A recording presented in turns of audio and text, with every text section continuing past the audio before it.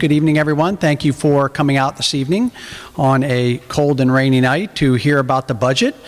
There are a few things that we do in the city of Frederick that are probably more important than the budget process, and we want to use these town halls over the next couple of weeks to introduce the community to the budget process that we'll use over the coming months, and also, maybe more importantly, to hear from you about any areas where you think the city needs to focus its attention when it comes to budgeting in the city of Frederick.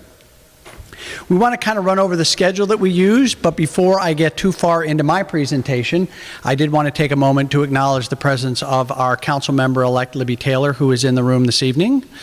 I don't know if you came prepared to offer any introductory comments, but I certainly would give you the opportunity if there was anything that you wish to say. I don't have anything to say, but thank you all for being here. We value your input very much, and I hope this isn't the only opportunity that you speak to us about what's important to you. Thank you so much. So here we are in the November-December timeframe, and this is really the opportunity where at the department level, we're beginning to put the finishing touches on what those department level requests are going to be. Those are due into the budget office at the end of the calendar year. So that's necessary in order for us to have the time to evaluate those departmental requests, to consider the priorities that have been given to us by the council and by the community, and to work towards the development of a mayor's proposed budget. From December through February, there's a lot of analysis of those numbers going on. We're looking at what the income levels are looking like, where we think our expenditures can land in terms of the projected income that we're going to receive, primarily through property taxes, but also income taxes and some other fees and things as well. It really is an opportunity for me to meet directly with directors and certain managers within the organization that oversee pieces of the budget to really understand those departmental priorities. As you might expect in any given year, wherever the budget lands when it's adopted come May, the requests that come in prior to that are always in excess of the amount of dollars that we have available. So there's a refining process that occurs from the end of December into the spring when we ultimately present a budget to the council, and then as it goes through that council process as well. We use that March timeframe. We really need to sort of finish a lot of our decision making around the end of February to the beginning of March to give the budget office time to actually prepare the budget documents. It may seem like it should be pretty simple to take the numbers and put them into a binder or some kind of a document. It's a substantial document. We're trying to provide the best information that we can both to the public and to the council to make the decisions that they need to make when it comes time to actually hold public hearings in the spring. The charter of the city of Frederick requires that the mayor present a balanced budget to the council by the 1st of April. That is a statutory deadline, and so it is not a joke that we present the budget on April 1st. It's a real document, it's a real thing, and it's a real budget. And it's balanced and it's gone through a very thoughtful review at that point, but we understand that that's only part of the process. That's our department, that's the mayor, and the opportunity to hear continually throughout this process from the public and ultimately with the council being the final decision makers, what happens after April 1st is critically important. Prior to April 1st, the council will set a budget calendar for the year. So it is entirely up to them to determine the makeup and the number and the timing of those hearings to hear from the community about the budget, and for them to figure out how they want to divide up a process of taking a pretty substantial in it and break it into digestible pieces both for themselves and for the public. One of the things about this process this year that will be different is that 5 of the 7 council members will be new. So they'll be going through this process for the first time. We also have the dynamic of working through the budget with council members who are representing specific districts. So it's one of the things in me putting my budget together, I have to be mindful of the idea that I've got to satisfy the needs of 5 different districts in the city of Frederick. I feel like we've always done a good job of making sure that as we're looking at a budget, we're putting the dollars all across the city in every neighborhood, across the entire community. But the council process now with districts makes it more important that we be very intentional in how we tell that story, both to the council and to the community. Through April and then into May and June, that's that hearing process. It requires the council to set a property tax rate for the upcoming fiscal year that would start on July 1st of 2026, and that is the fiscal year for 2027. So the numbers can sometimes get confusing. We're in 2025, really talking about the fiscal year 27 budget, but it is the budget year that starts next July. The budget, the tax rate, the fee schedule for the City of Frederick are all adopted by a simple majority of the council. Again, with the change in the size of the council from 5 to 7, that moves the number of votes that we need in order to do business in the City of Frederick from 3 to 4. There's also a provision in the charter that is intended to ensure that when July 1st rolls around, we will have a balanced budget in the City of Frederick. And that's a provision that if, for whatever reason, the council fails to act on a budget, the mayor's proposed budget, and we'll get into a little bit more about what the mayor's proposed budget actually looks like in a moment, the mayor's proposed budget would become the budget as of July 1st. So we're never in a situation in the City of Frederick where we can deficit spend or where we could enter into a year not having a budget that guides our spending and the work that we have to do every day. This gives us sort of a general flow of that budget process that I've just described in words, a little bit visual. Budget town halls with residents, that's where we are right now. Those internal department requests are being submitted before the end of the year. A review of those operating requests by the mayor in conjunction with the budget office and our leadership and directors. The development of that annual budget that's the mayor's proposed budget. We will present that to the council in the spring, April 1st or shortly thereafter, depending on the schedule set by the council. They will set a series of budget workshops and public hearings to hear from the community and have their conversations about the budget, ultimately leading to the adoption of the tax rate and the property tax rate. A couple of things to keep in mind in terms of the technical aspects of the budget. I can continue to revise the mayor's proposed budget through the 14th of May. That's another date that's set within the city's charter. Up until May 14th, if I want to move money around, if I want to reallocate dollars from one fund to another or from one department to another, that is fully within the purview of the mayor. And often that will happen as a part of this process as we go through that hearing process, because the process is smoothest if we can get the consensus from the mayor and the council as we move into that adoption timeframe. And so we're listening throughout those hearing process about where the council's priorities are, about where the community has talked about what they want to do. And when that May 14th date rolls around, we're going to try and do our best to present a mayor's proposed budget that is inclusive as of much of that conversation as we've heard through the weeks leading up to May the 14th. We don't guarantee that that's going to be a perfect document at that point. There's still time for the council to continue to make changes. They're able to make those changes, and often that happens as part of a motion to pass the budget. Typically that gets done the second meeting in May, but it could happen as late as June the 20th and still be within the charter requirements of what the council can do. If I change the budget through a budget amendment process, that the council ultimately approves changes to that budget when the adoption occurs, the bottom line is the budget has to stay balanced. Revenues have to equal expenditures. And what I'll just say a little bit about revenues and expenditures when we're looking forward to a fiscal year, they are always our best guesses for what we think we're going to collect in revenue and what we think we're going to spend on programs and services.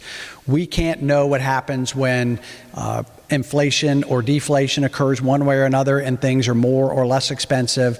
The budget is a guide for us in terms of our spending, and it is a highly educated guess, but a highly educated one in terms of where we think we're going to need to spend money and the revenue that's going to need to be raised in order to cover that.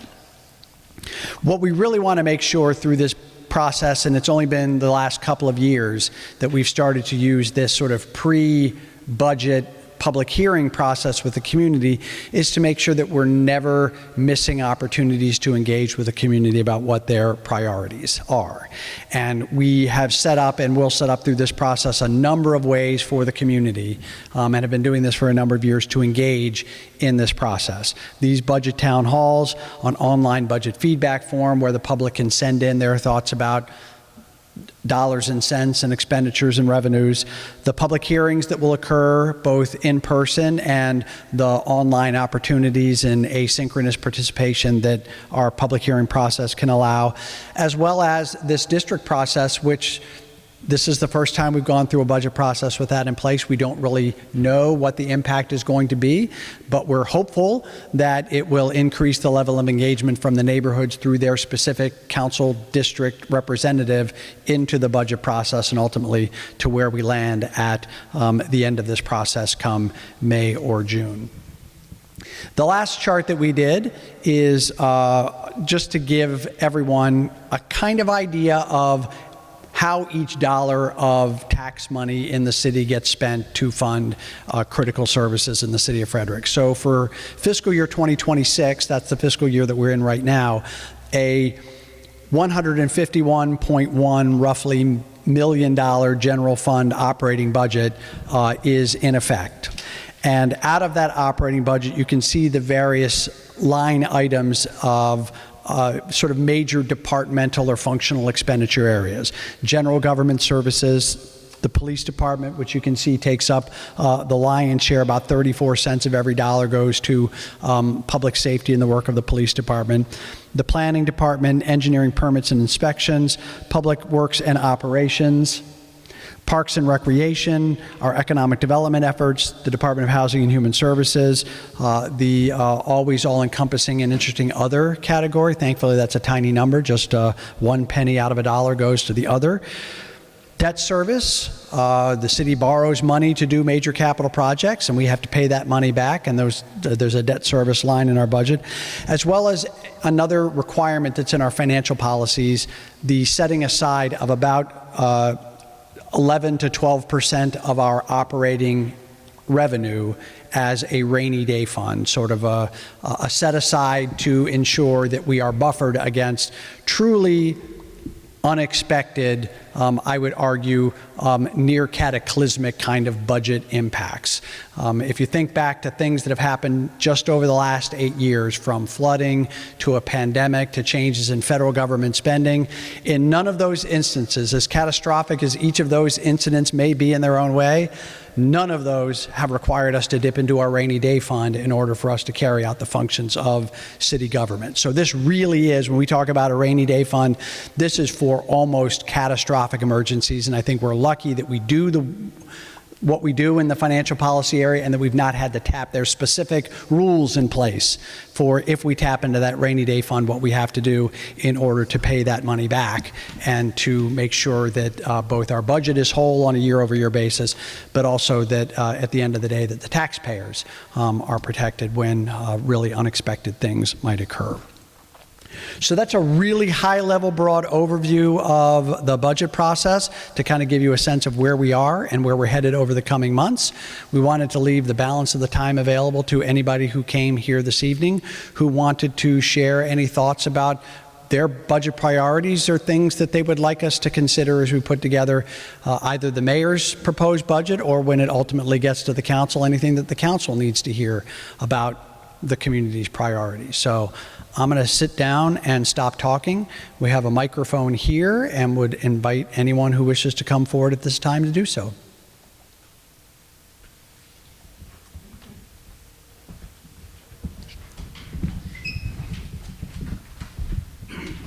Working? Can you hear me? I'm Stan Can. You may have heard of me, Mr. Mayor. I worked for the county many years. I know a little bit about budgets and whatnot. I was wondering about that rainy day, because sometimes, the snow budget and everything ruins kind of, your budget, You get 3 blizzards, whoops, overtime, materials, salt, all that, whatnot. My main thing is infrastructure. I was an inspector for 20 years on roads and bridges, and I see some of our city roads are in poor condition. And I understand, I've been talking to Justin Gruden, he's one of the project managers, and he says the budget's like $1.5 million. I was on in 2020, I was on a paving project for the county. Of course, the county might have bigger funds, of course. It was a $10, $12 million thing, but there was other pavement management programs. So I think that budget ought to be at least doubled to overlay some of the roads and fix some of the bad things. 'Cause we're trying to put bicycles here, and I don't know if you ever rode a bicycle down one of them rough roads, excuse me, but a little rough. I might throw someone in another lane or something. But that was one of my big things. 7th Street, South Street, 8th Street, East Street. 8th Street's real bad, I guess, because of the Dairy Maid, and they're really tearing that road up. And people are starting using the alleys to get around instead of getting stuck in Monocacy Boulevard, which was kind of not planned very well. It might not have been your fault, but, you know. It wasn't. Yeah, I know. I'm not pointing fingers, but it was I own it now. piecemealed, and yeah, and finally here we are. And then they supposed to put a circle in up there where it's all, yeah, then again, it's not on you, but I'm glad you did me an overview of the budget. I understand it pretty good, so that's pretty much all I have right now. Appreciate it very much. All right. Thank you so much for that Thank you. feedback. I did want to acknowledge that our Council President, Katie Nash, is in as well, and I'll give you the same opportunity that I gave Councilmember-elect Taylor, if there's anything that you wish to say. This is her district. We're in District 1 this evening. We intentionally, as we set up these budget public hearings, to place one in each district because we wanted to make sure that we were having a process that was accessible using this district process as we possibly could. Any other public comments this evening, please?